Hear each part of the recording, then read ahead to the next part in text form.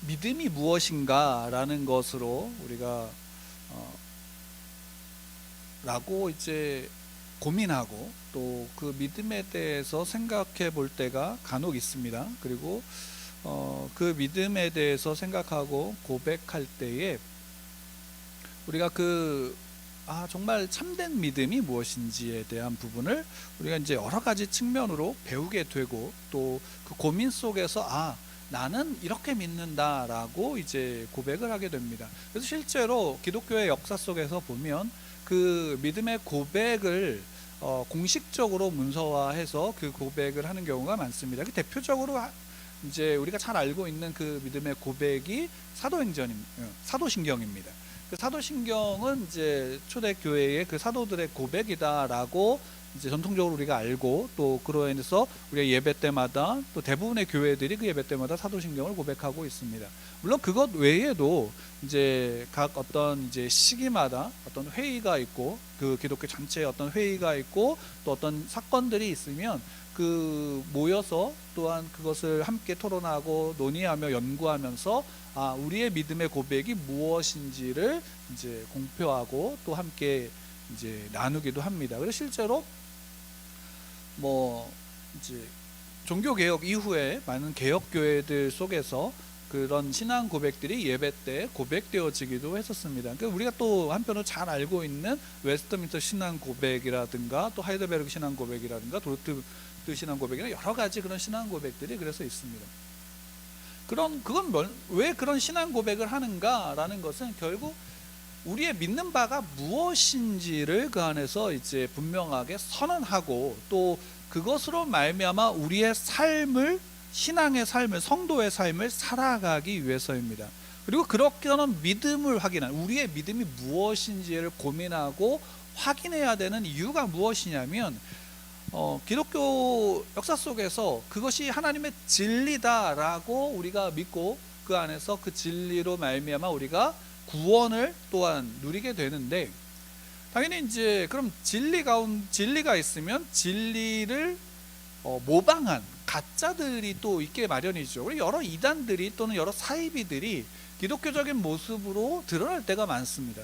그렇기 때문에 우리가 대표적으로 알고 있는 사도신경만 하더라도 실제로 그 당시에 영지주의라든가 또는 여러 가지 사회적인 상황 속에서 그 믿음, 특히나 이제 성자 예수 그리스도에 대한 어떤 그 믿음이 흔들리게 될 때 그것이 왜곡되어지는 부분들을 바로잡기 위해서 실제 사도신경에서 보면은 예수님에 대한 그 부분을 굉장히 많은 부분을 할애해서 고백하고 있는 것을 우리가 볼 수 있습니다.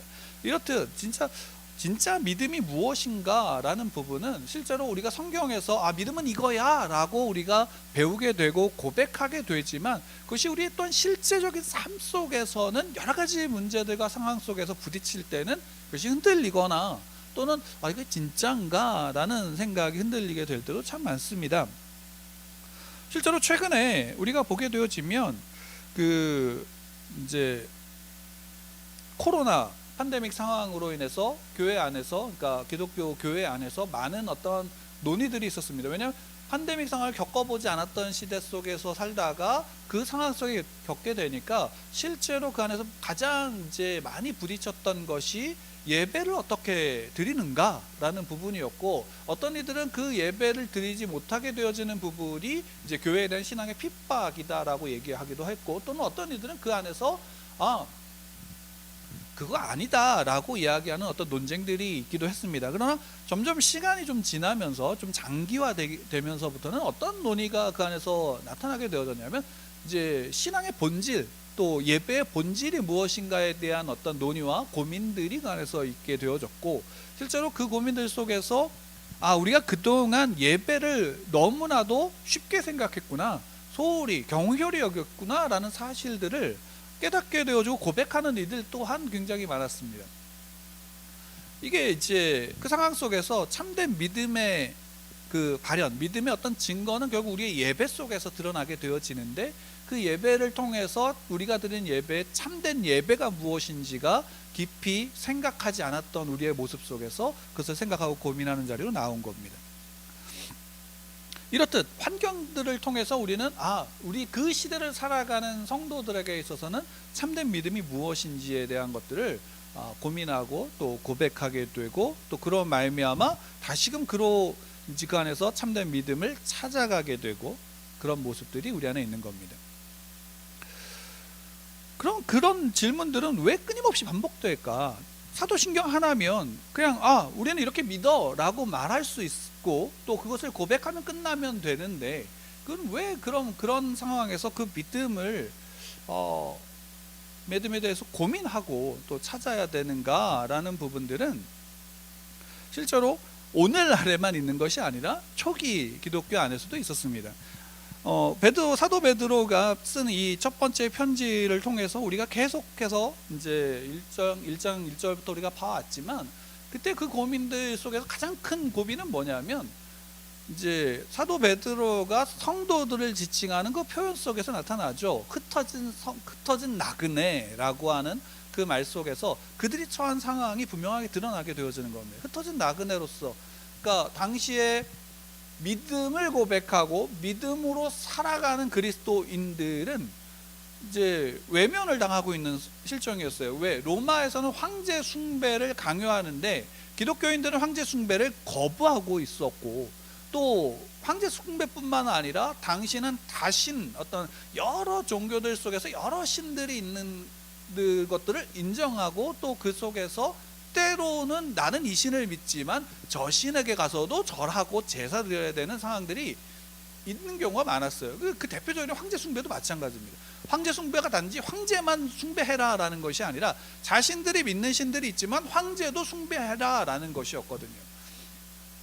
근데 이제 당시에 기독교인들, 그리스도인들은 그거를 받아들일 수가 없었기 때문에 어떤 일이 벌어졌냐? 가장 1차적으로는 어떤 일이 벌어지냐면 경제적인 위기가 온 거예요. 왜? 황제를 숭배하지 않으면, 당시에 어떤 여러 종교들 속에서 그런 이제 신상을 숭배하지 않으면 경제 활동을 할 수 없는 상황에 빠지게 되는 겁니다.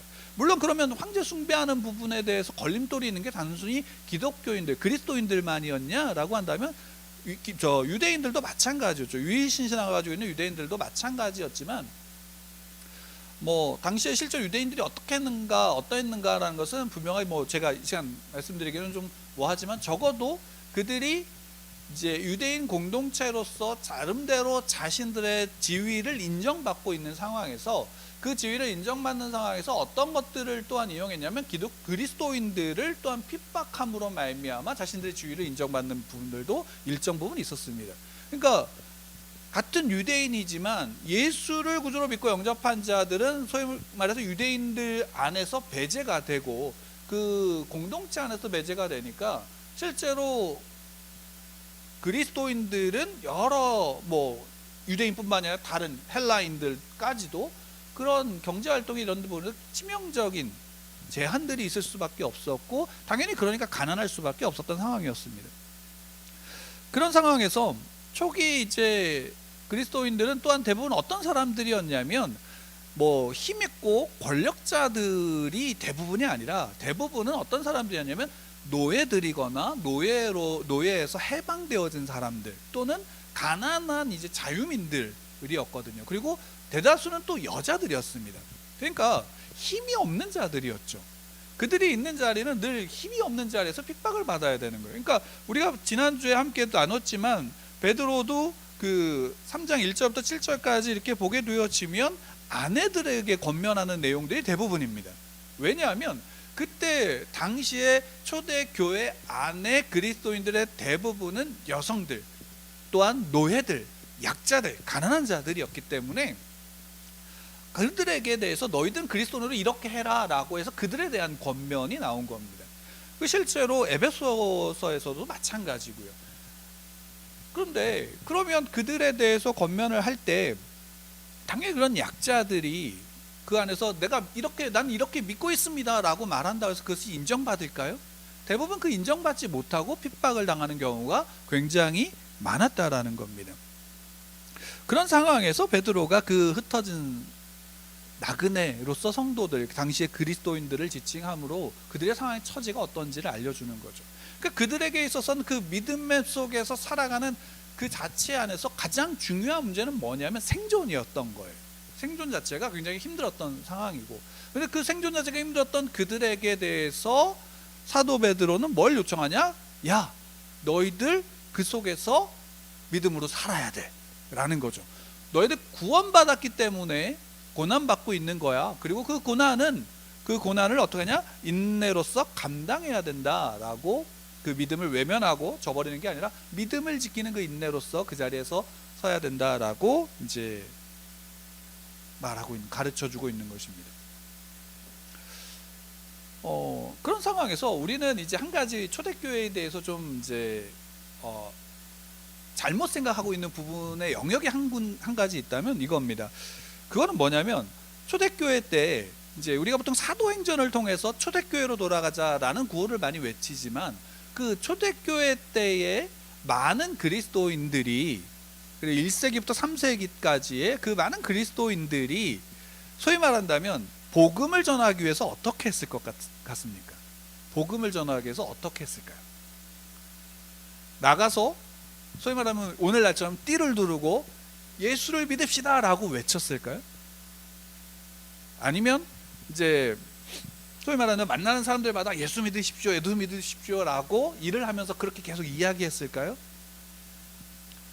어떻게 했을 것 같습니까? 우리가 사도행전을 보면 수가 갑자기 기하급수적으로 늘어나는 것을 보고, 또 그런 어떤 이제 사도행전의 모습을 통해서 우리도 그때로 돌아가서 우리 교회도, 우리의 현대 교회도 그와 같은 부흥의 모습을 닮아야 된다, 따라가야 된다라고 외치지만, 그것은 이제 아주 극히 초기의 일이었죠.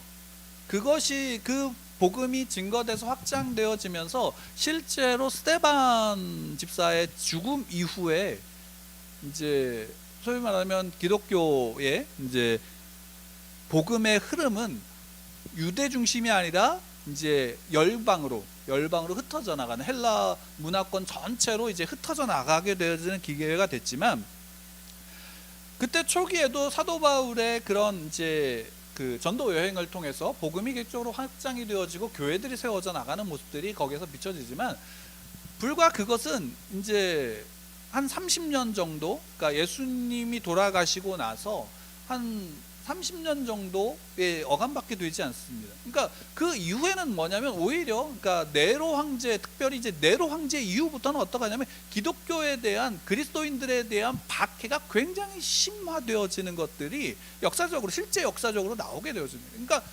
오히려 더 많은 기간 동안은 핍박 속에 있었고 고난 속에 있었는 그런 그들에게, 그들이 나가서 복음을 전한다, 예수 믿으라고 얘기한다, 더군다나 그들의 지위가 노예라면 그렇게 얘기할 수 있을까요? 그들의 지위가 힘이 없는 여성이라면 집에서 그렇게 이야기할 수 있을까요? 실제로 우리나라에서도 불과 한 30년 40년 전만 하더라도 집안에서 대부분이 이제 어머니들이 신앙을 먼저 갖게 되어지는데, 어머니들이 신앙을 가지고 신앙생활하는 게 자유로웠나요? 그렇지 않았어요. 그 믿는다라는 것 때문에 그 시집 식구들한테 굉장한 핍박을 받는 경우, 남편에게 굉장히 핍박을 받는 경우가 굉장히 많았습니다. 신앙을 지킨다는 게 어려웠죠. 내가 믿는다는 것 때문에 이미 핍박을 받고 있는데 그 남편에게 믿어야 된다라고 말한다는 것을 담대하게 말할 수 있을까? 라면 그렇지 않죠. 대부분은 이제 조용히 혼자만 견디는 경우가 참 많았습니다. 근데 당시에도 마찬가지였을 거라는 것을 우리가 쉽게 생각해 볼 수 있습니다. 그러면 그들은 어떻게 복음을 전했을까?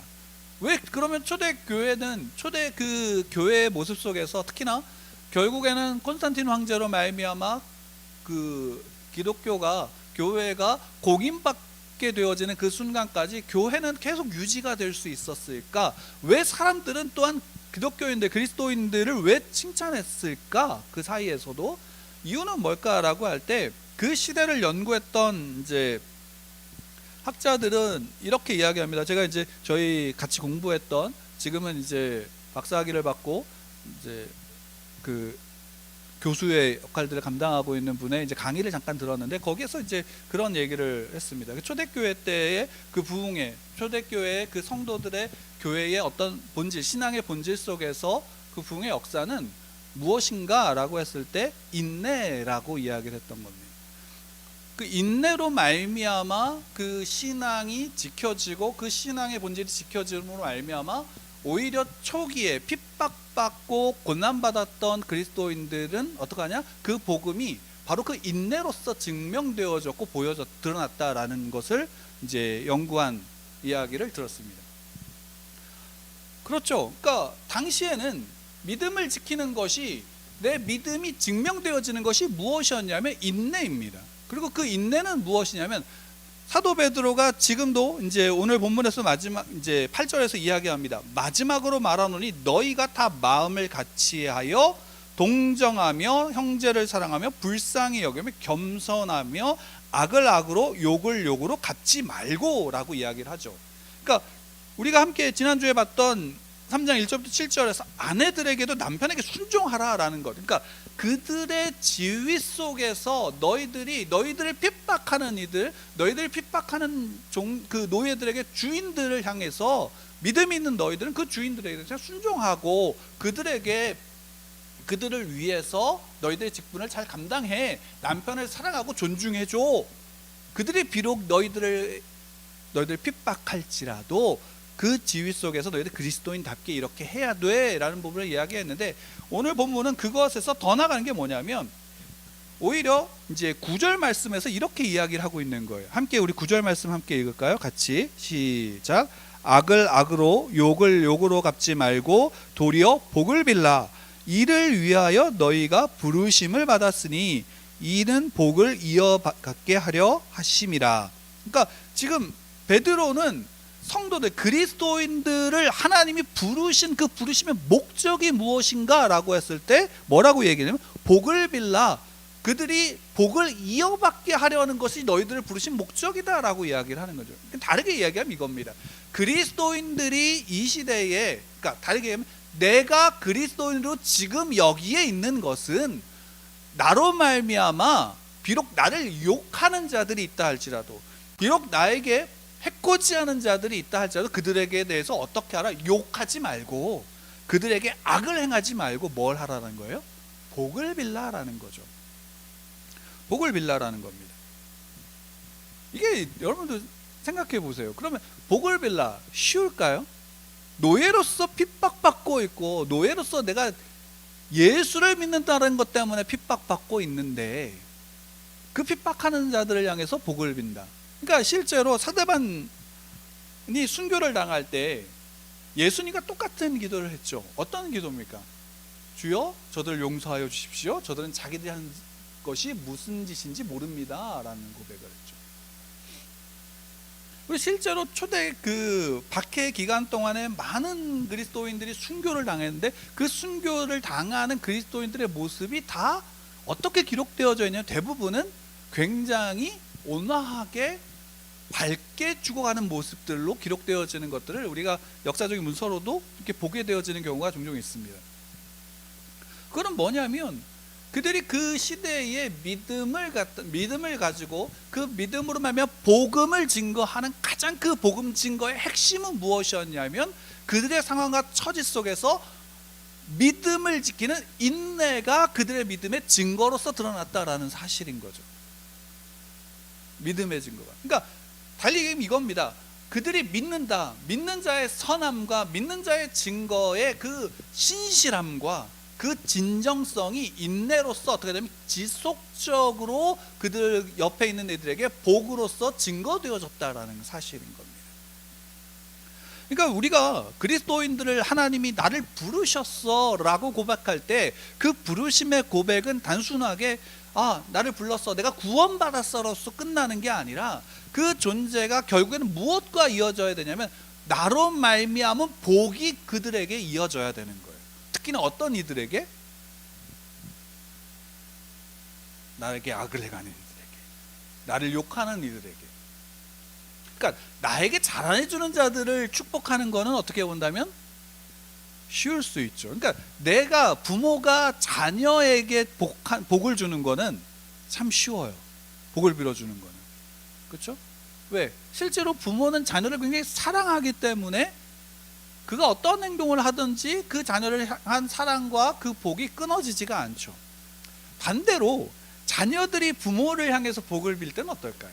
물론 내 부모이기 때문에 그렇지만 때때로 자녀들이 사춘기에 있거나 그런 시기가 되면 부모님들을 향해서 부모님의 복을 빌까요? 아니면 때때로 부모님에 대해서 불평과 원망의 말을 할까요? 불평과 원망의 말을 할 때가 분명히 있죠. 사춘기에 접어드는 청소년들, 또는 그 부모로부터 많은 걸 받지 못했다라고 하는, 특히나 요즘과 같이 나는 흙수저니 뭐 이런 것으로 이야기하는 경우에는 대부분 그 흙수저다라는 것은 결국에는 뭐예요? 부모로부터 받은 게 없는 자들은 성공할 수 없고 잘 살 수 없다라는 것에 대한 원망이기도 하고 한탄이기도 한 부분이잖아요. 그러니까 그런 부분에서 결국에는 나에게 그렇게 행하는 자들, 그러니까 내 자녀에게 복을 빌어주는 건 얼마든지 할 수 있지만 반대로 나를 공격하는 자에게 내가 그 복을 빌어준다? 관계 속에서 쉽지 않은 일이죠. 근데 성경은, 베드로는 어떻게 얘기하냐면 그것을 위해서 우리에게 부르심을 받았어 라고 얘기하는 거예요. 실제로 우리가 복의 근원을 이야기하면 누구를 이야기하나요? 아브라함을 이야기하죠. 실제로 하나님께서 아브라함을 부르시고 17장에 하나님이 아브라함의 이름을 바꿔주세요. 창세기 17장에서 보면 하나님이 아브라함과 다시금 언약을 세우시면서 아브라함의 이름을 바꾸어주시는데, 원래는 아브라함에서 아브라함으로 바꾸는데 그때 모든 민족, 그러니까 여러 민족들의 아비가 되게 한다라고 이야기했죠. 12장에서는 분명히 거기에서도 뭐냐면 내가 너로 복의 근원을 삼는다라고 그 말씀을 하셨어요. 그러니까 여러 민족의 아비가 된다라는 것은 결국 아브라함으로 말미암아 여러 민족이 나온다, 또는 그 더 나아가서는 아브라함의 후손들은 다 누구와 관계를 맺냐? 17장에서는 내가 너의 하나님이 된 것처럼 너희 후손들의 하나님이 될 거야 라고 하는 그 후손들에게 그 믿음과 그 복, 하나님과의 관계의 복이 흘러가고 세워지는 그 언약을 맺었거든요. 그리고 그 언약의 증거로서 무엇을, 아브라함은 뭘 지켜야 되냐면 할례였어요. 그러니까 할례를 행함으로 말미암아 그 증거가 그 관계, 언약의 증표로서 이어지는 거였습니다. 그러니까 아브라함은 그렇게 부름 받았어요. 그러니까 하나님이 아브라함을 부르신 목적은 12장에서 분명히 했죠. 복의 근원이 되게 하기 위해서. 그리고 그 복의 근원의 분명한 복의 근원, 그러니까 복이 무엇인가라는 부분은 너는 내 백성이 되고 나는 너희 하나님이 된다라고 하는, 그 아브라함에게 너의 하나님이 되겠어, 너희 후손들의 하나님이 될 거다. 그리고 그것이 출애굽기에서 어떻게 해요? 이스라엘 백성들을 향해서 나는 너희 하나님이 되고 너희는 내 백성이 된다라는 것으로 계속적으로 이어지고 있는 거예요. 그 과정에서 아브라함이 지켜야 되는 것은 뭐예요? 아브라함의 후손들이 지켜야 되는 건 뭐냐면 할례였어요. 그럼 할례 그 자체가 목적인가요? 그죠? 할례를 행하면서 드러나는 하나님, 그 하나님을 믿는, 유일하신 그 하나님을 믿고 그 하나님과의 관계 속에 내가 있다라는 사실이 그 할례를 행하는 그 외적인 할례의 본질의 의미로서 이어져야 되는 거였고, 그로 말미암아 그 믿음이 그 자녀들에게 부모로부터 이어져야 되는 부분들이었죠. 그러니까 그게 복이었고, 실제로 그러면 여기에서 복을 빌라라고 했을 때, 사도 베드로가 복을 빌라라고 했을 때 이 복도 결국에는 전제가 되어져야 되는 부분이 있어요. 어떤 전제인가요? 그것은 내가 그 복 가운데 하나님과의 관계 안에 누가 있어야 되면 내가 있어야 되는 거예요. 그러니까 예수 그리스도를 믿는 믿음, 예수 그리스도를 말미암아 내가 하나님의 자녀가 됐고 구원받았다라는 그 관계가 있을 때 내가 어떻게 하냐면 그 복음 안에서 뭘 할 수 있는 거예요? 복을 빌 수 있는 거예요. 복을 빌 수 있고 복을 전할 수 있게 되어지는 거예요. 그리고 그 증거가 뭐냐? 그 믿음의 증거, 그 복의 증거가 뭐냐? 그 성도들에게 나타난 증거가 뭐냐? 인내였다라는 것입니다. 인내였다라는 거죠. 그러니까 우리가 왜 지금 이 시대에 부르심을 받았을까? 저와 여러분들이 왜 부르심을 받았을까? 왜 구원받았을까? 하나님 나를 사랑하시기 때문이죠. 그러면 명백하죠.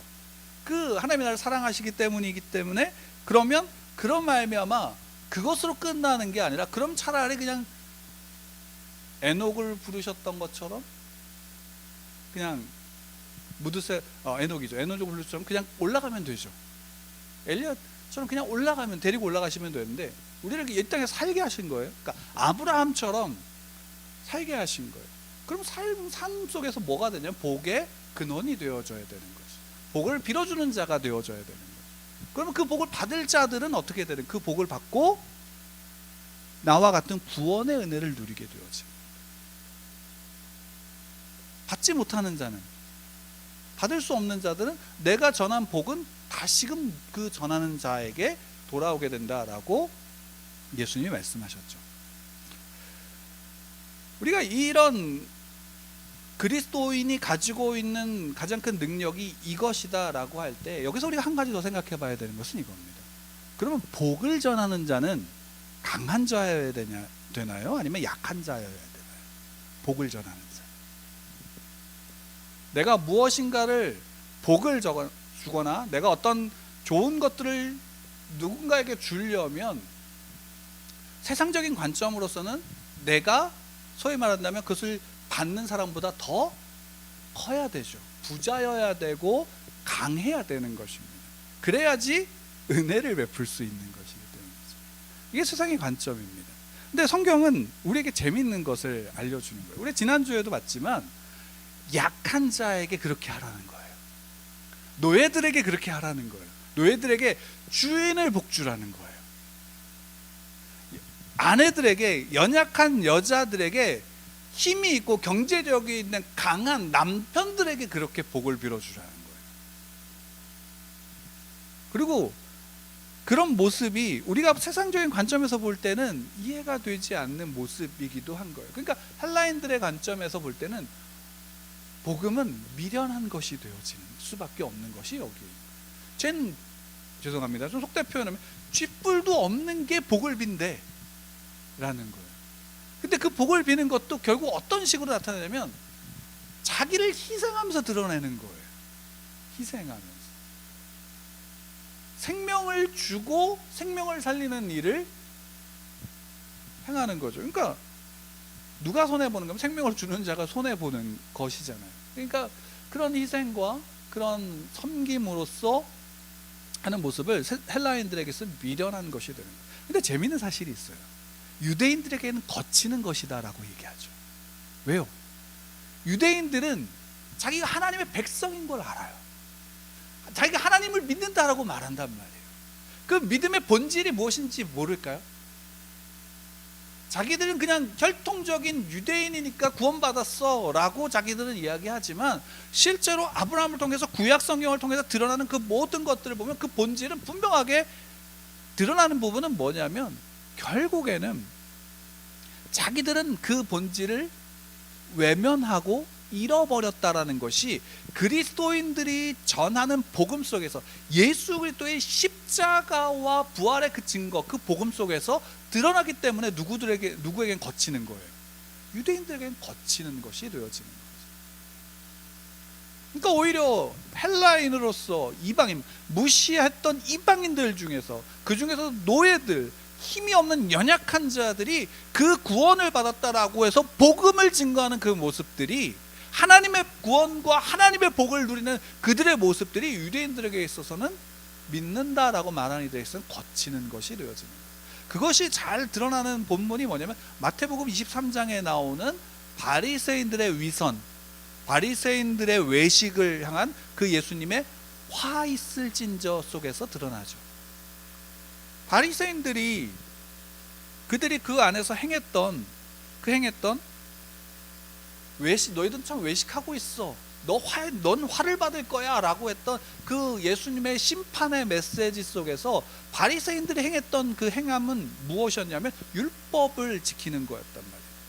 그럼 그들이 단순하게 율법을 지켰다라는 것 때문에 화를 받는 것이 아니라 그들이 유대인, 하나님의 백성의 본질인 하나님을 믿는데 하나님의 말씀과 하나님이 주신 그 십계명, 예수님께서 말씀하신 그 십계명의 본질, 하나님을 사랑하고 내 이웃을 내 몸과 같이 사랑하는, 그래서 하나님이 너는 복의 근원이야 라고 아브라함을 부르신, 그래서 아브라함의 후손들은 그들이 거하는 그 모든 것 속에 열국이 복을 받게 하는 그 자리 가운데 있어야 되는 그들의 본질을 어떻게 하냐면 잃어버린 거였죠.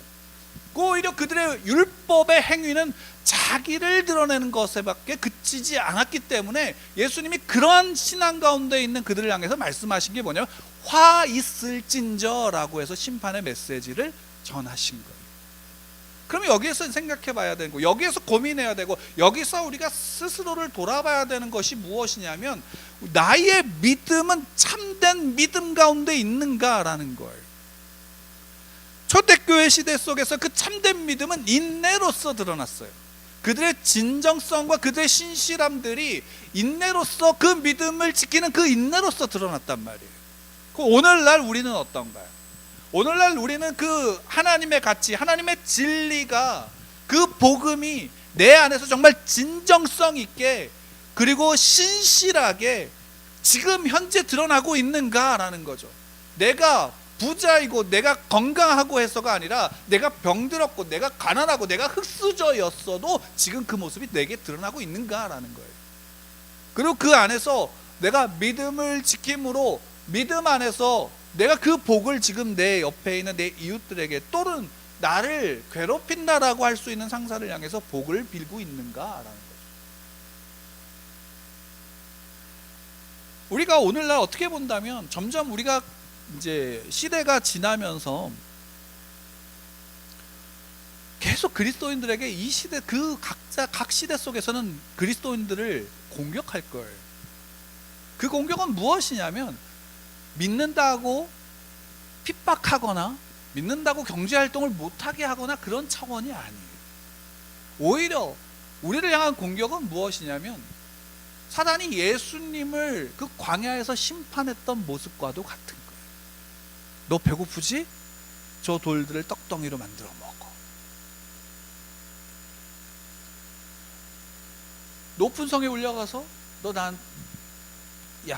여기서 한번 떨어져 봐. 기적을, 천사들이 너 발을 받치면서 기적을 보여주면 모든 사람들이 너를 믿을 거야. 온 열방을 보여주면서 너 나한테 절해. 한 번만 절해. 그럼 내가 이거 다 너한테 줄게. 그 질문은 뭘까요? 그 시험은 뭘까요? 본질이에요. 너 왜 왔는지 잃어버리게 만드는 거예요. 너 왜 왔는지를 분명하게 이렇게 빨리 이룰 수 있는, 그리고 쉽게 이룰 수 있는 방법을 제시하면서 그냥 눈 안 감고 이것만 하면 돼 라고 알려주는 부분이죠. 근데 정작 예수님은 그것을 거부합니다. 사람은 떡으로만 살 것이 아니야, 하나님의 말씀으로 살아야 돼 라고 말씀하시죠. 그 성경을 통해서, 말씀을 통해서 사단을 이기고 물리치고, 그리고 결국 마지막에 그 외치는 것은 예수님이 그런 말미암아 그 구원의 역사, 구원의 성취를 이뤄가시는 과정은 정말로 하나님이 말씀하셨던, 하나님이 뜻하셨던 그 뜻 가운데 어떻게 하냐면 하나님의 계획 속에 철저하게 순종하시는 순종으로 나타나시죠. 그러니까 이사야 선지자가 예언했던 대로 예수님은 오셨는데 누구도 알아보지 못하는 모습으로 오셨어요. 흠모할 만한 그 어떤 모습도 없게 오셨단 말이에요. 그리고 가장 연약한 어린 양으로서의 제물로 오신 거예요. 예수님 철저히 그렇게 사셨고 그렇게 우리의 구원을 성취하셨잖아요. 그럼 오늘날 우리의 구원, 우리 구원받은 그리스도, 내가 구원받았다라고 하는 그리스도인들인 나는 이 시대 속에서 내가 그분을 믿는 믿음이 어떻게 증명되어지고 있는가라는 사실을 우리는 봐야 돼요. 그리고 베드로는 그 한 면을 우리에게 알려주는 거죠. 복을 빌라라는 거죠. 가만히 생각해 보세요. 종이 주인을 향해서 복을 빌 때 어떻게 했을까요? 노예가 주인을 향해서 복을 빌 때 어떻게 했을까요? 주인 앞에 가서 막 때려서 거의 실신한 지경에 빠뜨리게 만든 그 상황에서 일어나서 주인님, 예수를 믿으십시오 라고 말했을까요? 적어도 전 한 가지는 분명하다라고 생각합니다. 그 핍박 속에서 울분이 토할 수도 있지만 적어도 전 한 가지는 분명하다고. 다시 다음날 일어나서 자기에게 맡겨진 일을 했을 겁니다. 그리고 적어도 또 한 가지는 분명할 겁니다. 하나님, 저 주인 좀 빨리 죽여주세요 라고 하지는 않았을 겁니다. 우리가 우리의 신앙, 내가 가지고 있는 내 믿음이 진짜인가? 라는 생각. 그러니까 내가 성도로서 성도가 무엇이고 우리의 믿음이 무엇인지에 대한 부분을 우리는 성경을 통해서 분명히 봐야 되고 우리가 배워야 됩니다. 그리고 그것은 단순하게 말로 이런 거야 라는 것이 아니라 그 시대에 그들이 행했던 모습의 본질이 무엇인지를 우리가 보고 오늘날 그 본질 안에서 우리는 우리의 믿음을 지켜야 되는 거예요. 그리고 적어도 그 안에 한 가지는 복을 비는 것일 겁니다. 복을 비는 겁니다. 그 다음에 10절 이후부터 12절까지는 그 시편 34편을 이제 인용해서 베드로가 이야기를 하는데 12절에 보면 12절 말씀만 한번 같이 읽을까요? 같이 읽겠습니다. 시작. 주의 눈은 의인을 향하시고 그의 귀는 의인의 간구에 기울이시되 주의 얼굴은 악행하는 자들을 대하십니다.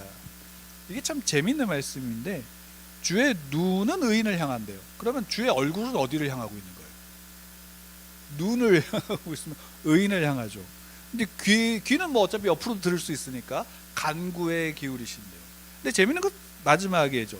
주의 얼굴은 어디를 보고 있어요? 악행하는 자들을 대하십니다. 보통 주의 얼굴이라고 하는 거 구약에서의 표현은 뭐냐면 하나님의 복이죠. 하나님의 얼굴을 드러내시는 것은 어떤 하나님의 복입니다. 그 관계 속에서 있는 복인데 시편 기자는 이 부분을 좀 재미있게 다르게 표현했어요. 악행하는 자들을 향한대요. 그럼 악행하는 자들에게 복을 주시기 위해서일까요? 그건 아니죠.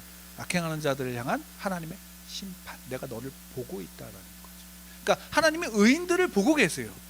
의인들의 간구를 들으세요. 그러니까 본다라는 의미는 기억하고 계신다라는 것이고 아신다라는 의미예요. 반대로 악인들도 보신다라는 거예요. 왜? 그들의 악행을 어떻게 해요? 보고 기억하시면서 결국에는 그것이 하나님의 심판 가운데 그들이 있다라는 사실을 보여주는 거예요. 그러니까 결국엔 누가 심판하신다? 하나님이 심판하십니다. 내가 심판자가 아니라 하나님이 심판하신다.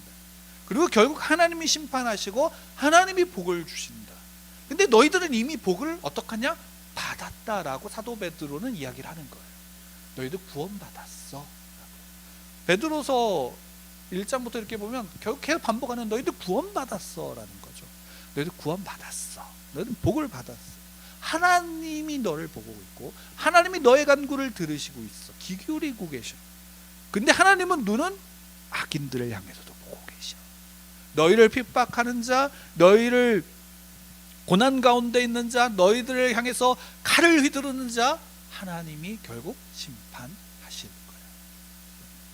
그리고 실제로 그 순교자들의 피로 우리는 그 복음 가운데 구원받은 그리스도인들이었어요. 우리 또한 피를 흘려야 됩니다. 그리고 우리가 흘리는 피는 실제적인 피가 아니라 우리의 내면에서 끊임없이 그 본질 속에서 세워져가는 믿음의 싸움을 싸워야 합니다. 어쩌면 그 시대보다 더 처절한 싸움이 오늘 내 안에서 일어나야 됩니다. 여러분, 그 사실을 우리가 기억해야 합니다. 그리고 더군다나 더 중요한 사실은 그 속에 하나님이 나를 부르셨다라는 사실을 믿으시기 바랍니다. 복의 근원으로 나를 부르셨습니다. 8절에 복을 빌라 이를 위하여 너희가 부르심을 받았으니 이는 복을 이어받게 하려 하심이라. 여러분들은 이미 그리스도인들은 이미 구원받은 그리스도인들은 이미 복을 받았습니다. 그리고 그 복은 그리스도인을 말미암아 이어져 가고 있습니다. 복의 근원으로 사십시오. 힘이 없고 능력이 없어도 상관없어요. 하나님의 복이 흘러가는 겁니다. 하나님의 그 관계가 흘러가는 겁니다. 지금 내가 그 믿음, 참된 믿음 안에서 하나님과의 관계 속에 있는 그 믿음으로 그 믿음을 지키는 싸움을 내 안에서 행하시기를 축원합니다. 그 믿음 가운데 우리가 함께 서고 그 참된 믿음으로 말미암아 함께 세워져 가는 저와 여러분들 되기를 축원합니다.